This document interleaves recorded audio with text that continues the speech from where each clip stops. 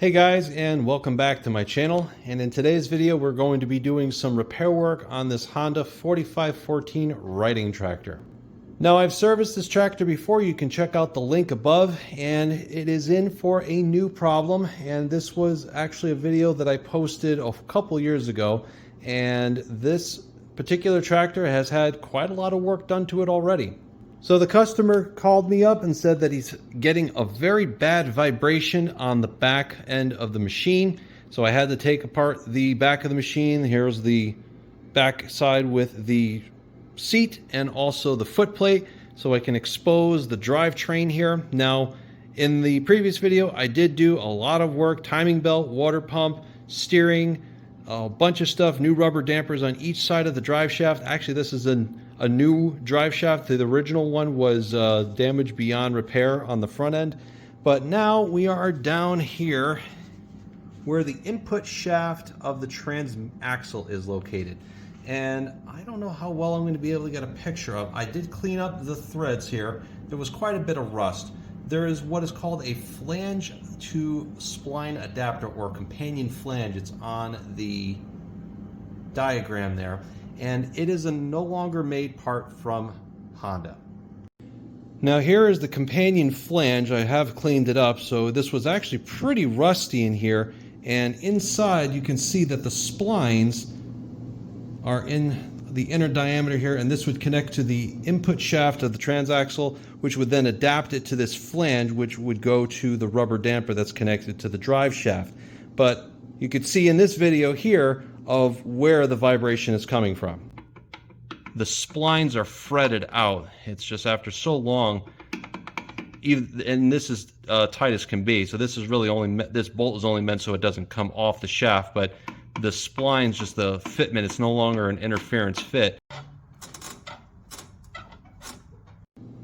Obviously that's not going to be good for the long term, because that's going to cause a very bad vibration.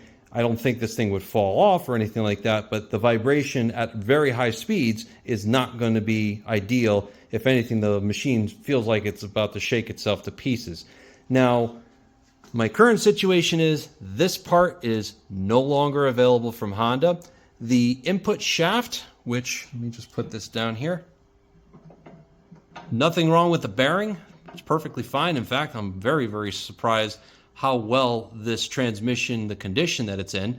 Normally you would find that the bearing would have some play in it, but it does not. So the transmission is in very good shape. But now the fitment, I should say, between the spline shaft and this companion flange adapter is just ever so slightly loose, causing that problem. So what we're going to try to do, I was suggested a couple different options, and it could range from not too expensive to, yeah, this is going to cost some money.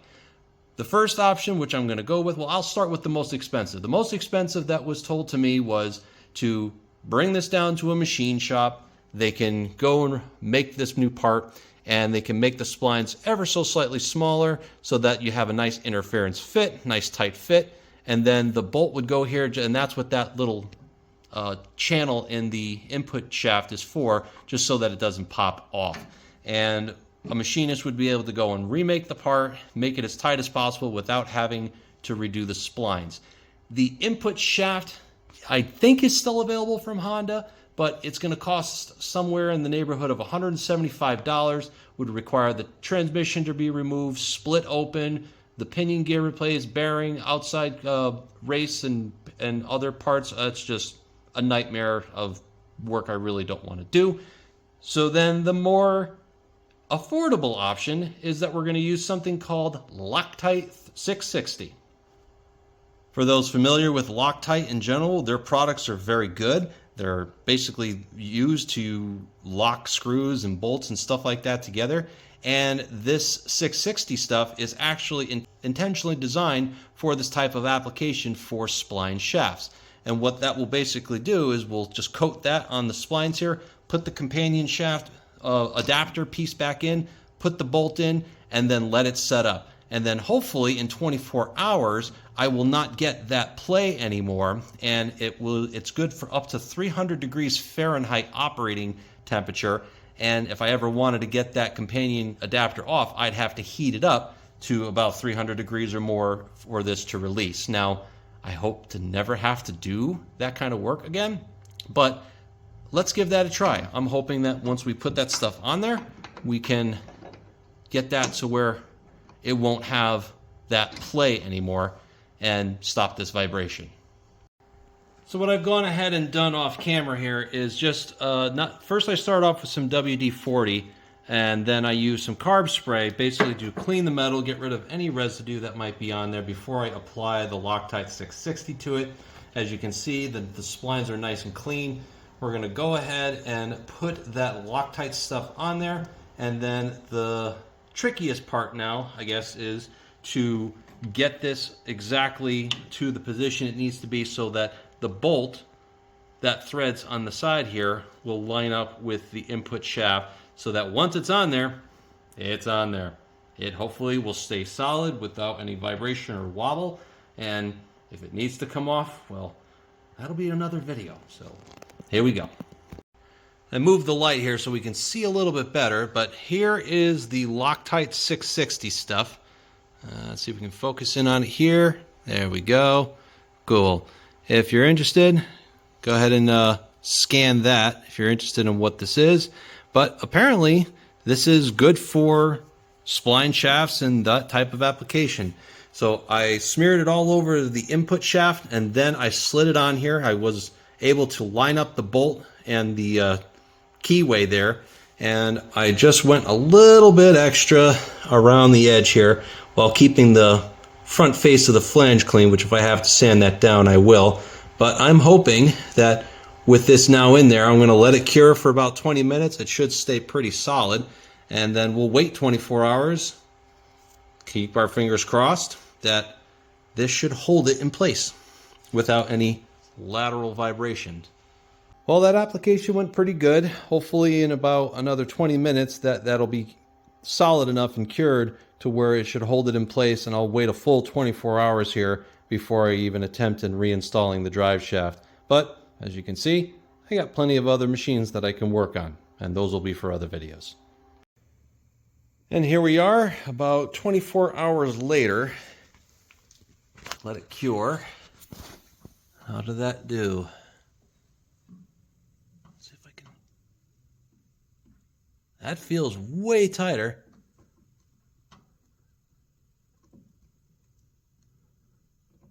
Wow, big difference.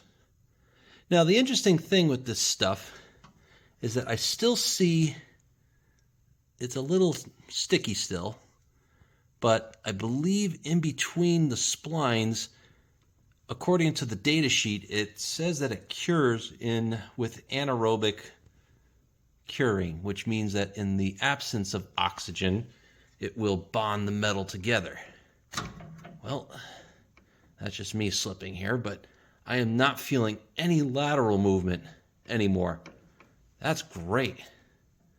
Well, let's get that drive shaft back together, and then we'll give it a test and see if there's any vibration. All right, I got you guys set up. What I'm gonna do first, hopefully you can see me in frame.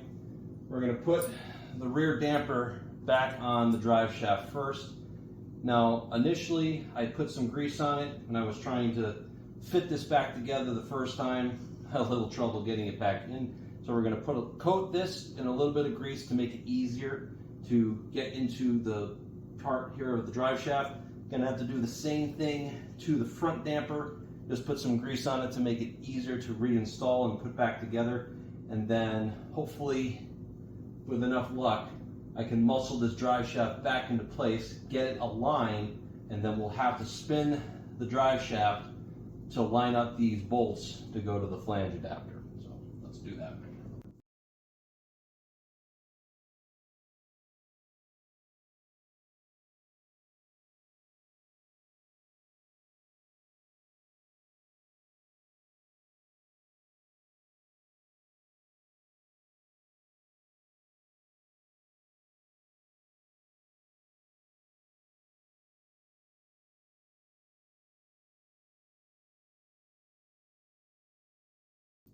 I may actually have to do this in reverse because the clearances are just so tight.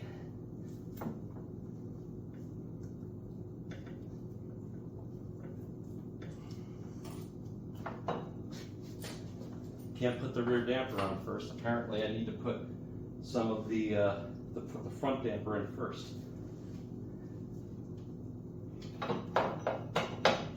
It's all about alignment.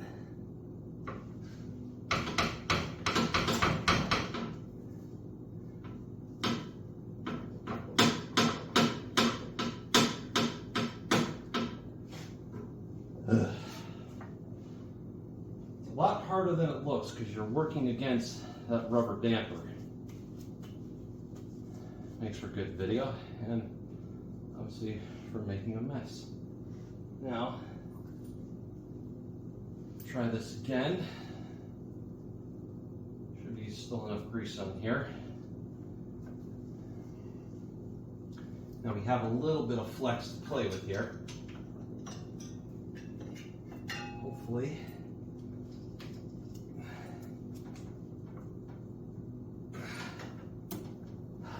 There we go.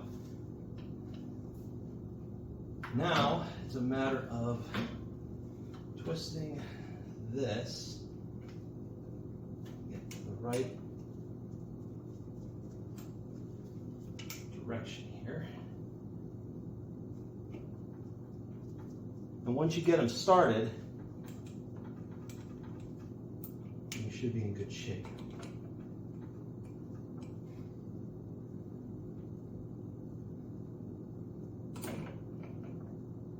And it's important that when this does go in, it's on there nice and flush in order to make sure the drive shaft is straight. Now there's always going to be a little bit of imperfection with the way that this drive shaft installs, but it is what they call hub centric, meaning that once it's locked in here, aligned with the bolts, then it should tighten down pretty easily at that point and keep the rest of the drive shaft straight.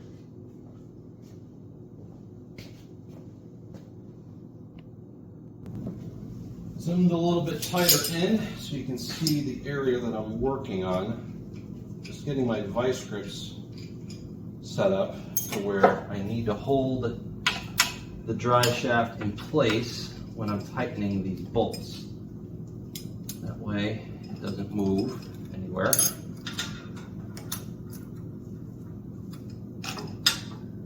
Get it to the right pressure. It doesn't need to be perfect. And what we can do using a 12, hopefully you guys can see that, 12 millimeter wrench. Let's go ahead and snug these up. And we're going to snug all three first. That way, everything gets lined up properly.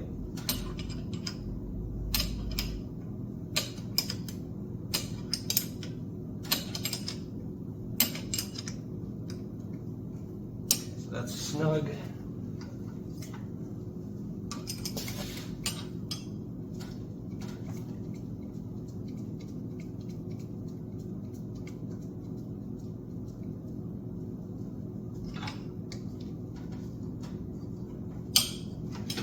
Snug.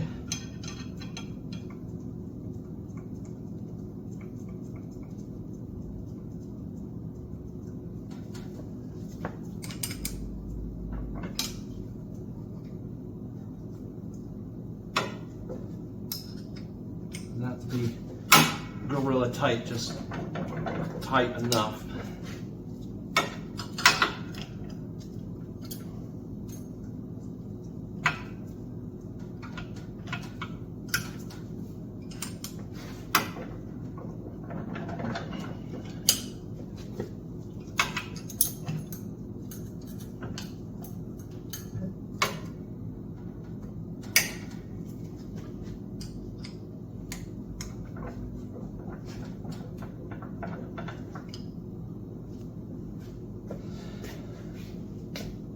Okay,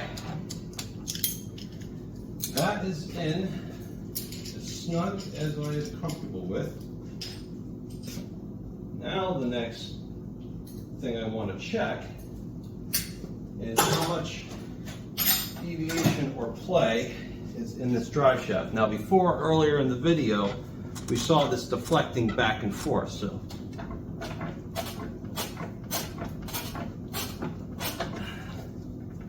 try from side to side.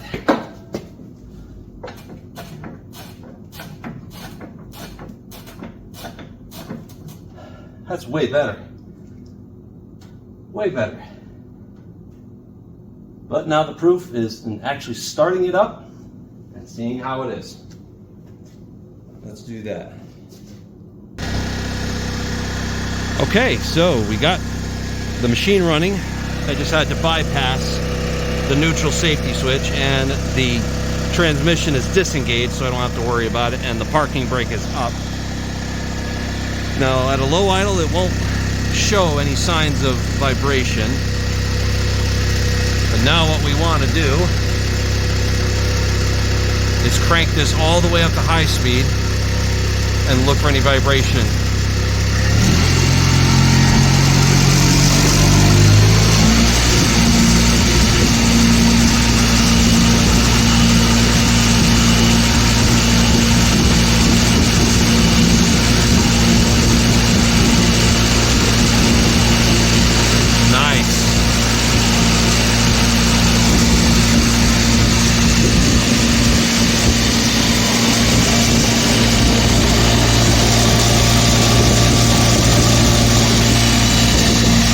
Obviously, don't put your fingers in there.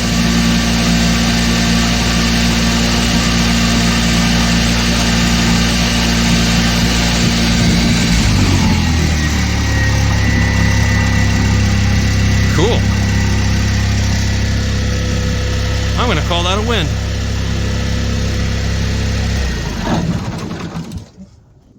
It's been a few days since that test, and very happy to report that everything is great. I am going to start putting this thing back together, and it's definitely been a bit of a journey, but thankfully that is all that's wrong with the machine at the moment. Everything else is good. So what we're going to do is we're going to put the belt for the mowing deck back on, and then we'll start to reassemble the back end. First the foot plate, then the cowl underneath where the steering column is. That's held in by a few clips and screws. Finally, we'll put the rear end back on with the seat, and then reattach all the linkage and give it a test. Now we're just going to let it warm up in here before we really start digging into it. But reflecting back on how much work I've done on this particular machine, it's actually quite a bit. Between the first video and the video that I'm doing now, the only things I have not been able to record because of it's just, timing and everything. I did replace the radiator for him. This is a new old stock radiator. The old one developed a leak, but I'm sure that could be repaired. There's a new PTO clutch assembly, the new friction plate, all that has been replaced. I did that, I think about 2 years ago. And the rear bearing of that was basically compromised. You can't get them out. They're captive inside the friction material. And that was pretty much a $300 part you had to get. The carburetor was dirty, but he wound up buying a new one, OEM stock. And I just ultrasonic cleaned the old one, but that's a new carburetor basically. What else? Oh yeah, we did a needle bearing and two thrust washers on the steering knuckles to make the steering a little bit easier, so that it's not power steering, but all the weight is on those steering knuckles, so that needle bearing makes it a little bit easier to turn the wheel. The steering box, these bushings here, especially these bushings, one on the top here and one underneath on the bottom, will wear out over time. Not the ones in the front here so much, because it doesn't move as much as this one here. But this was a bit of a pain, because not only did I have to take it apart to this level, but trying to get that bushing on the bottom back in, because the steering gear is right underneath it. I don't know how well you can probably see it. You see that steering gear there? Not easy to get to. And you can actually see that's where the bolt is for the steering column. So decent amount of work to do that, but that's all done. You have nice tight steering, and it's not terribly hard to turn either.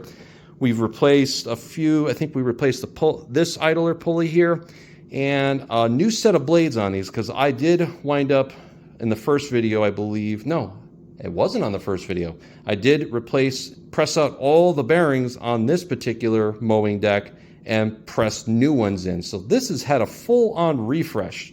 This back end with this issue of the transmission was the only part of this machine that I have not touched yet.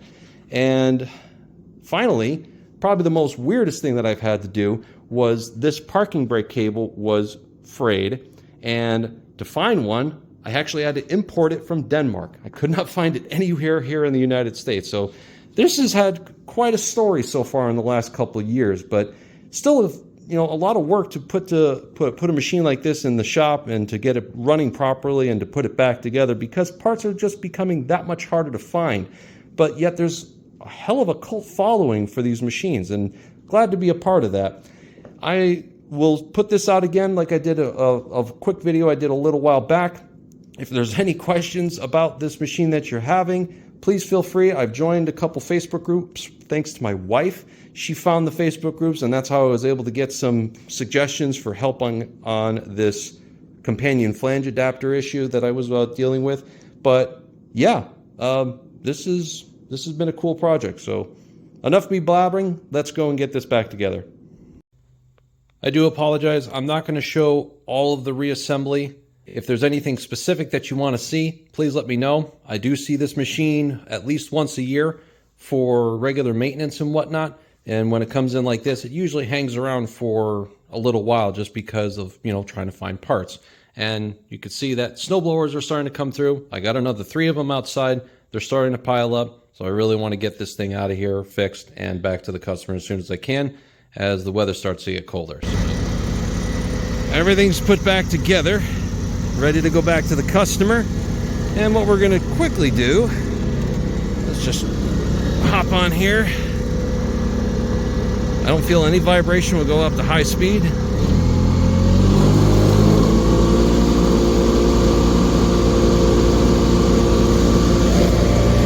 Nothing loud. Go ahead and engage the blades. It does take quite a bit for this engine to get it going.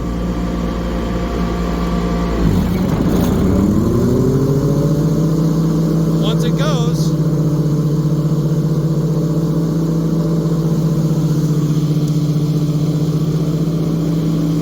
you can actually mow in reverse.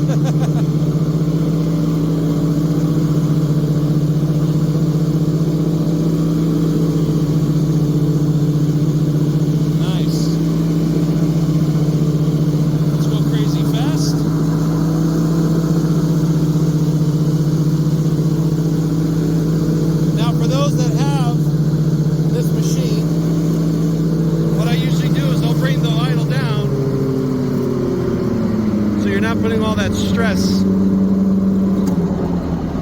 because that's what the brake is on the PTO clutch. You don't want to stop that from a high idle, but I'm happy with this. This is awesome. Well, I'm very happy with the outcome of this, and I'm sure the customer is going to be very happy. Till the next video, again, any other questions on this machine or even the 3813, let me know. Thanks for watching, and we'll see you on the next project.